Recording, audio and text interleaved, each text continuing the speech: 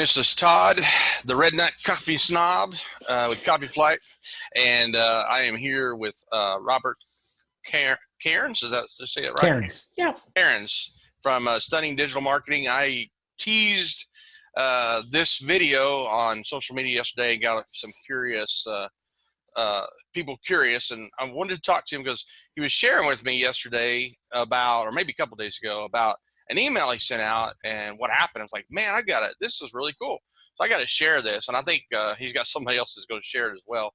It's definitely a case study. So next time you hear somebody say email marketing is dead, tell them about this story. So it's a great story.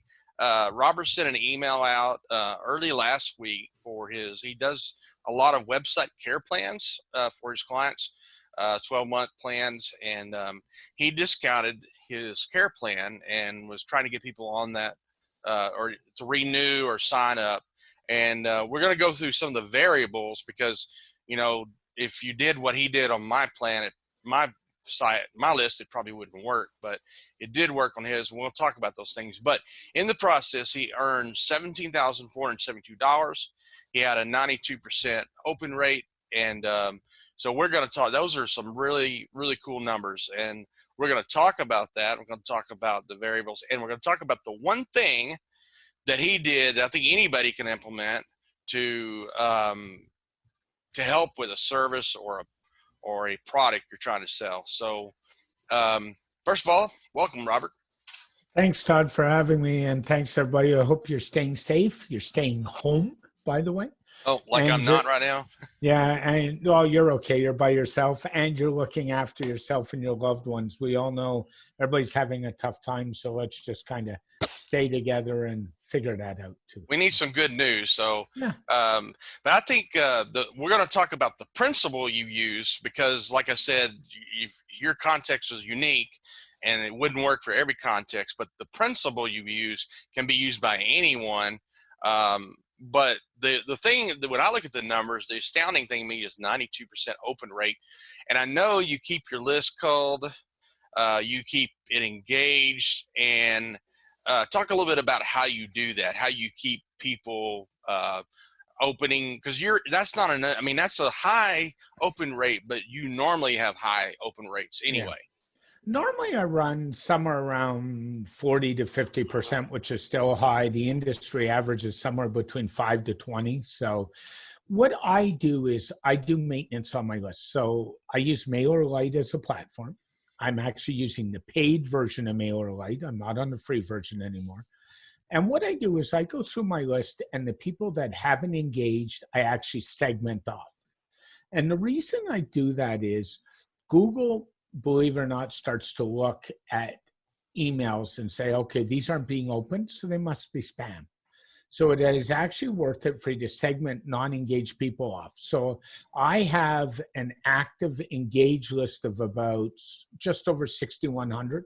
When COVID started, it was at about 5,000. So in the last 8 weeks, I've seen an 1,100-person jump, which is nothing surprising because people are looking for material to read, things to do, things like that.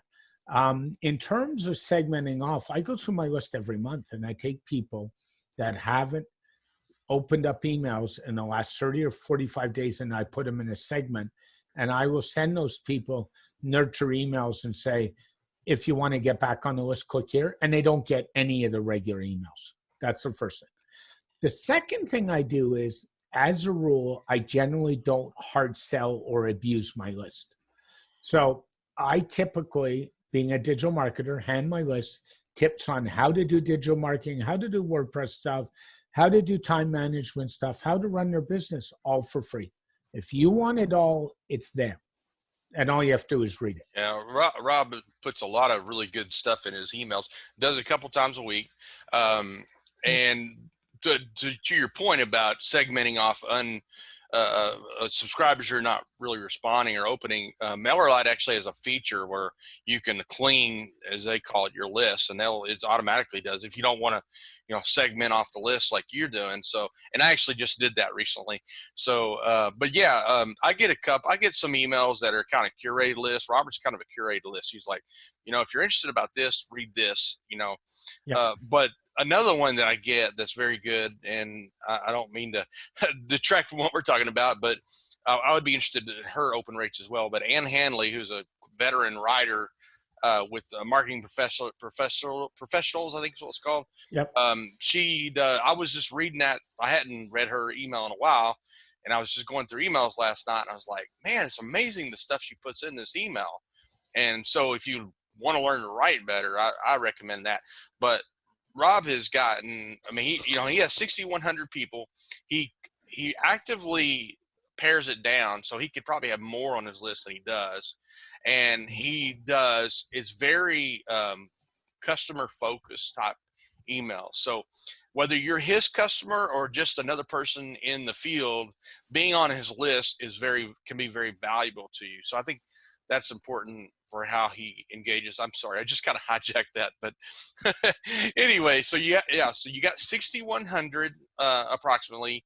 You had a 92% open rate on the email, and we'll talk about that in just a moment. And you regularly get somewhere between 40-50 open rate. Pretty well on a regular basis, yeah. And I think a lot of it attributes to I don't do a lot of hard selling, so. I don't do any affiliate marketing. Yeah, I know people say I'm crazy. I just don't do it. I've promoted your products at times in my list, Todd. I've promoted Kim Doyle's products. Kim's gotten sales out of it. Yep. I've promoted Devinder's stuff. I've promoted other people's stuff. And people say, you do all this. And I say, yeah, because I believe in them. And it's about relationships for me. And what my list does is build a relationship. And I get replies almost every one I send out saying, I really like this. Could you focus on this? Or could you talk about this? Or could you explain this? And I use that for further articles. And I actually encourage people to reply to me. I ask them, I say, you want to comment? Hit reply. Can you talk about why people replying to you is important to you? It gives me a gauge on what my readers want. And I think too many people write what they want and not what the readers want. I would tell anybody to go read Simon Sinek's book called The Start With Why, or watch his TED Talk and go understand that whole principle, because I really believe you have to give people what they're after, not what you're after. Yeah. And I think I understood that replying and engagement is also good for avoiding the spam filters. I mean, I could be wrong about that, but I thought I'd understood that. It is. So the best two tips I would give is: one, treat your list with respect. Two, never use the address do not reply at domain.com. I use a live email address. It's VIP. actually called VIP because I want them to feel like they're important. I like that too, by the way. I tend to do email or newsletter and I'm like, really I ought to go back and do one that says VIP, because I think that's pretty cool. Yeah, and it goes really well for me, and I just build that relationship. And some are current customers, some are past customers, some are friends, some are people in business. I've got a good friend who's a workplace education trainer in Nova Scotia, and I was looking down my list the other day, and I must have 40 of his past students on my list, and they reach out all the time. That's good. I was in the WP Feedback Lounge yesterday, and we were talking. The hour I had, we were just kind of shooting a breeze, really. It was just going from here to here. We did eventually get to about pages, but I don't really even know how this topic came up, but I said, there are really a couple ways you can reach influencers. And it may not be true for all of them, but a lot of them there is. One is social media. It's amazing how you can connect with somebody on social media. I mean, if you want to connect with Simon Sinek, you probably could through Twitter. I mean, that's just, there may be somebody who's just got too many followers to do that. I get that. But I have, like Ann Hanley, we've had conversations on Twitter, people like that, Chris Brogan, those kind of people. Yep. The other thing you can do is, and this, you're like, where the heck is this going? This is coming right back to what you just talked about. Get on their email list and reply. I have gotten so many conversations and made connections with people just by replying to emails. And I know myself, with my little paltry list, I'm ecstatic when somebody replies. I'm like, oh, wow, somebody's replying. So am I. And so even with somebody who has 6,100 on their list, somebody replies, you feel like you've narrowed the circle a little bit. Like, here is a person. And so I think replying is, people love that. Mm-hmm. And so as a person who does email marketing, of course you do email marketing, that's an important thing to be able to get replies. So I say reply to your list, or getting people to reply is a great thing to do. Now, No question, and I want to touch on that a little bit, if you don't mind. Sure. One of my favorite people in the social media world is a guy by the name of Neil Schaefer. He's been around Neil. a long time. Oh yeah, Neil's great. And Neil and I have chatted, never met, unfortunately. We've been at conferences and missed each other and all that stuff. He just lost his father last week, so shout out to Neil, thinking about you and your family. And he had put that in his newsletter. And I've known Neil on Twitter, and we have a lot of great conversations. And Neil's an influencer to some degree, a bit, not a macro one. He's a big one. And I sent him a quick little email saying, I saw your newsletter and I was thinking about you and your family, and I'm so sorry, and we need to catch up. And Neil got back to me because he really genuinely appreciated somebody reaching out. And I do that a lot. I mean, we know our friend Jason Resnick, Rez, and often when I read Rez's stuff, I'll reach out to him and say, hey, Jason, haven't chatted in a long time, but, and he's really good. Our friend Mr. Hufford's another one. I mean, Kim Doyle's another one. Yeah. I mean, and where would we be? And what people need to remember is there's only two things you can control in marketing. One's your website, and the other's your email list. Mm-hmm. And what I would also say before we get in the next topic is go into your autoresponder and export that list on a regular basis. And the reason I tell people to do that is if something happens, you can move it to another provider very quickly.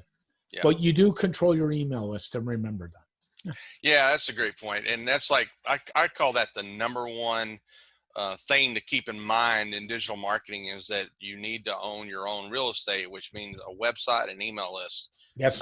So great point. I want to get to this email that you wrote early last week. You were selling a discounted rate of your maintenance plan. I guess this is for people who had already not signed up. Is that correct? It was actually for both. So basically what I did was, right now, everybody's a little price sensitive and businesses are struggling. And I had a pile of people saying to me, I'd love to jump on a maintenance plan, but even at $780 Canadian for some businesses, that's really pricey right now.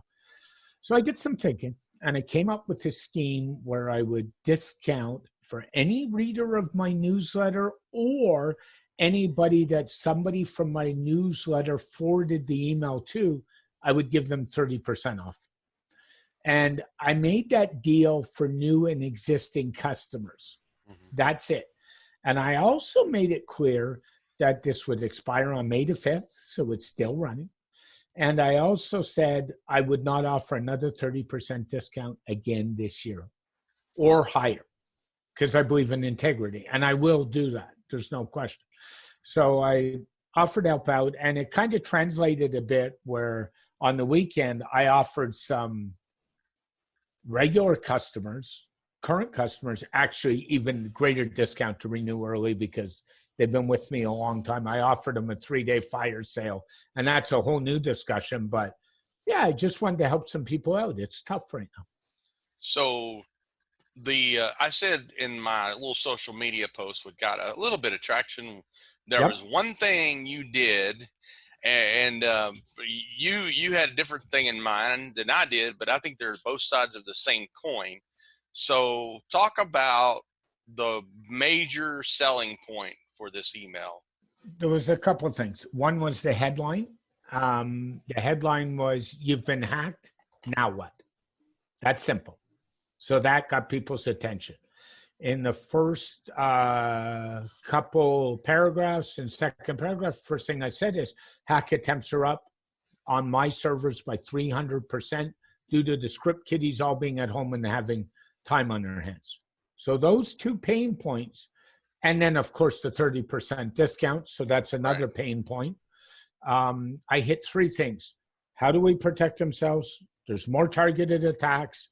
And the third one was, by the way, I understand you're having a tough time as a business. Here's the deal. Right. Yeah. So the headline was pretty concise and compelling. Yep. So the headline contained the biggest pain point, right?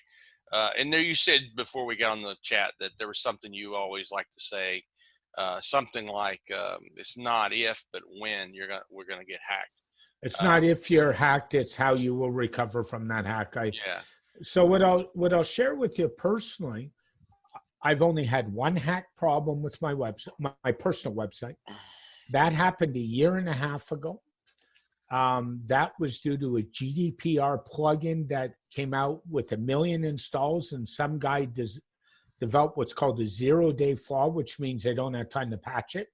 He released the flaw into the wild, and SiteGround, shout out to the guys out at SiteGround, thank you, put a firewall rule in 2 hours later, and my personal website got hit between the time of the hack being released and the firewall. Wow. That's pretty So fast. I had a backup, I did a restore, and this was a malicious hack that redirected certain pages to sex sites. Actually. Yeah. And that's common, that or pharmacy. When I worked for an agency several years ago, we would commonly get, I would say commonly, we would get some hacked sites. And so the more server-based team would kind of work on cleaning it up. And when they finished cleaning it up, it was my job to go into Google Console and basically tell Google, we fixed this. And there were some steps you had to do. And it used it. Sometimes it was done by the end of the day, and sometimes it took a couple of weeks. It was kind of an odd deal. But I had seen a number of these, and I see it's usually either pharmaceutical or something, as you said, sex related. So it's kind of an embarrassing deal, really. You know, it's, oh, I'm going to a page, and it kind of, you know, redirects you somewhere you don't want them to go. But it's very much a pain point, and the being hacked, and then of course, as you said, not only that, you got the increase in attacks, and you have a discounted price for people who maybe, you know, the normal rates out of their field right now. And so, I want to give a quick shout out to Kathy Zen. For those who don't know Kathy, she's the one who produces the Think Like a Hacker podcast for WordFence. Kathy's also a Facebook friend, and what I'll tell you is WordFence there's a multitude of products, but it's my product and my security stack, and it helps minimize the hack attempts because of things they do with firewalls and things like that. So. Yeah, it's definitely a good extra layer to add to your sites, especially if you start having problems. And I know sometimes I'll do a website and they're kind of like, well, why are you installing this? And then you get one of those notifications about how many hacks it blocks, and they're like, oh, okay, I see. And it's like, you know, hey, but what I wanted to focus on in copywriting circles, you know, one of my favorite formulas to use is PAS, because it's so easy to remember and so easy to use. And the P stands for pain. The A stands for agitate, and the S stands for solution. So basically what Rob did is put P and A in the headline in the first sentence. And his solution, of course, came in the form of, here's a discounted service for you. So he used PAS there. But I think sometimes people are afraid to, you know, might think it's scary that you're using a pain point. Well, to be honest, maybe they need to be scared a little bit. And it's not you're trying to scare somebody or you're trying to give them something unnecessary. It's you're touching on a real legitimate pain point. And if you know your customers very well, you'll know what those are. And I do recommend having conversations and interviews with them. And actually, we were talking about this before we came on here. Our friends Ross Simmons and Talia Wolf just came out with a new podcast, and their second one is exactly about doing interviews, surveys with customers. And I highly recommend taking a listen to that. She talks about 4 different questions to ask, which you can do in TypePad or or Google Mhm. Forms or even in a Zoom conversation. I would even suggest during all this downtime as business owners, take the time and email your customers and say, "Can we jump on a Zoom call? And can I record that Zoom call and talk about why they like your business and what they dislike about your business, and do it now." And then you'll be the research. If you do a couple of these every day, your research where you will go when the world gets back to the new normal, whatever that is, Yeah. because we don't know, you'll be much better off. So I so agree with that philosophy. Yeah, I would take those 4 questions she gives, and I can't remember them all right now, and Yeah. I'll go back and find them and drop them below the video. But those 4 questions, just get on a Zoom call, record it, ask those 4 questions that she gives us. You'll get much more than just how are they doing or what a pain point is. You'll learn. You'll probably get a testimonial out of it. Mm-hmm. You'll get benefit driven. Like you'll know what it is that they really like about your service. So I think if you're able to do that with some customers, that would be fantastic. For the rest of them, if they're willing to fill out a survey, you can make one up in Google Forms or TypePad or whatever your favorite survey product is, and do that. I would say if you can get on a phone call with 5 to 10 of your good customers, that would be, and ask those 4 questions, that would be fantastic. So it would help you. It would go a long way for you to recognize what the pain point is, what it is you're solving for them. And by the way, when you reach out to those 5 or 10 customers, say to them, "I'll be glad to send you a $20 Amazon gift card," and give them an incentive to jump on with you. And that sounds like a little thing, but I've had companies come to me as a marketer in the last year and say, "If you take the time and fill out the survey, we'll send you $20. We'll send you $30."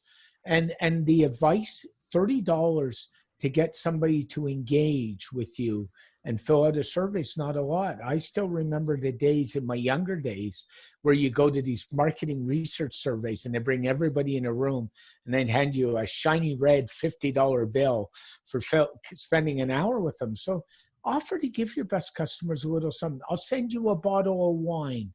I'll do something for you." I guarantee you, if you do that, they're going to fill those surveys out to help you. So make them happy. Yeah. I did one last fall. A content writer friend of mine got me on, and was working on something. I think she just launched it too because of anyway. She gave me an option actually. If you're familiar with QUUU, it's a social media sharing. She gave you could get credit for that, or I think it was a $25 gift card on Amazon. Cool. I chose the gift card, the Amazon, and I saved it. And I got $50 worth of gift cards for Christmas from Amazon. So after Christmas, I had $75 to spend, which I bought a lot of books with. Yeah, I remember them. Yeah, and so I was thrilled with that. A couple years ago, Nabil Aziz, who's a copywriter, he was looking to interview some people who had done some stuff that I had done, and he paid me for my time. I had never experienced that before. So, I agree. Even if it's just as small as sending a bag of coffee or, like you said, it feels really good. And I mean, I did one a couple months ago. I think I told you about, for Names Cheap, the domain registry. And they were trying to find out pain points around phone calls and privacy. And they had a panel on a Zoom call with 6 people, and they paid all those people, believe it or not, $150 US Visa card for their time. That's nice. So here's another one. And they based it on a survey they had done. They had a survey they filled out. I had no clue, and they emailed me and said, "We'd like to give you this. Can you jump on a call?" Sure. You give me money for to tell you what I think. Sure. I got a Visa gift card just today or yesterday from my insurance company for doing a wellness check with my doctor, and I don't think I did anything much different, to be honest with you. But I'm like, I'll take the $50 because gift card. It's cheap market. That's cheap money to get market research. And it wasn't market. It was more healthcare related, but still, I appreciated the sentiment. I mean, I did my yearly wellness check or whatever they called it, and they sent me a $50 gift card, That's cool. a Visa gift card. And then what was the other one I was going to say?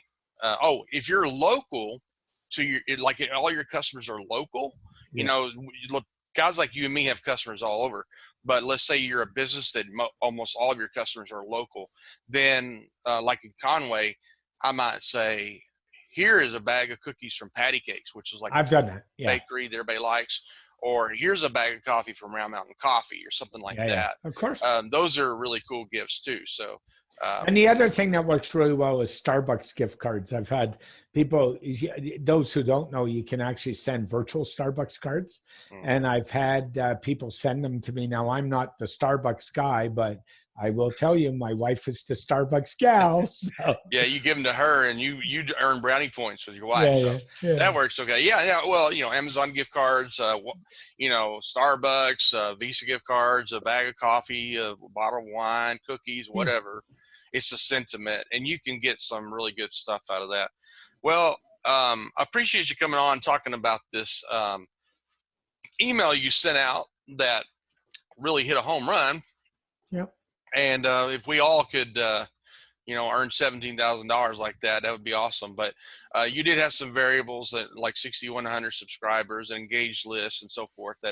That's hard to replicate for everybody. But that shows, and some people would consider 6,100 a small list, and people like me would consider it a gigantic list. But smallest. Yeah, in terms of, like compared to the Amy Porterfields of the world, yes, it's a small list. But, and I've heard Tarzan K, copywriter, talk about making money with her list and talking about it being small. And I think it's somewhere around what yours is. But that just shows if you have a product that can sell and meet a need and you have a big enough list, you can write the right kind of email and generate some revenue. So yeah, it takes some practice, and I wasn't really good with that side of the business till 3 or 4 years ago, and I took some training that invoked like how to write headlines and stuff like that. So that helps. Where did you take the training from? Shout out to my friend and mentor, Mr. Paul Toby, who's the CEO of a company called Training Business Pros in Toronto. And I took some stuff with Paul. I have the utmost respect for Paul and his team. And that kind of reminded me in some of the digital marketing stuff I did there, where headlines matter more. And I think they matter more because I think, how many times do you jump on Facebook and you see somebody commenting on a news article and they haven't read it, but they saw the headline? And these comments have 100 posts, and you'll sit there and say, you didn't read the article, did you? So headlines matter more. It used to be concise articles mattered more. Now it's headlines. People tune the headlines very quickly. It goes back to the old Ogilvy thing about, 80% of people are going to read your headline. Yep. And, 20 will read the rest of and he's talking about old school ads from like the 60s, but, copy blogger kind of brought it back to our consciousness back, 10, 15 years ago when he started talking about how important headlines are. And so, and then headlines have gone through kind of a wave. It can be kind of clickbaitish. And so, I don't advocate being clickbaitish, top headlines. Enticing headlines, yeah, but some people will make enticing headlines that really maybe don't have anything to do with what they're talking about. Well, that's a big no-no. But your headline was what my friend Autumn would say, compelling and concise, and so I think it looks like you hit the nail on the head and knocked it out of the park. We're using some good sports metaphors there. and it's causing quite the Twitter conversation. I sort of hinted at somebody last night and said, I'll give you a tease before Todd and I talk. It's about the headline. And it's about the headline. Yeah. Yeah. So. Yeah. And a good teasing headline, and one that connects to their emotional pain point, which I think is very important. And so I think people underestimate the importance of connecting with a pain point.